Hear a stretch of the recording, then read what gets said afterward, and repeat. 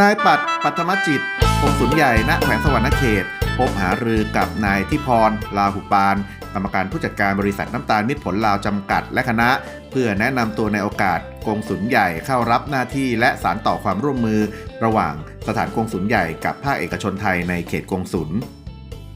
โอกาสนี้ครับนายอธิพรนำเสนอภาพรวมการดำเนินธุรกิจของบริษัทในสปป.ลาวตามคำขวัญของกลุ่มบริษัทมิตรผลคือร่วมอยู่ร่วมเจริญโดยการส่งเสริมการปลูกและรับซื้ออ้อยจากประชาชนในพื้นที่เพื่อนำมาเป็นวัตถุดิบในการผลิตน้ำตาลที่มีคุณภาพตามมาตรฐานสากลซึ่งได้รับความนิยมและมีตลาดรับซื้อหลักในปัจจุบันก็คือเวียดนาม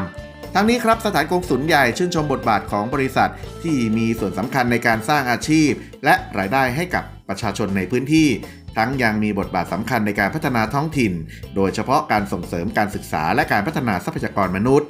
อาทิการพัฒนาบุคลากรท้องถิ่นของบริษัทสู่ระดับหัวหน้างานและระบบส่งเสริมชาวไร่โดยการสนับสนุนองค์ความรู้ด้านการเกษตรเทคโนโลยีและเครื่องมือเกษตรที่ทันสมัยให้แก่เกษตรกรคู่สัญญา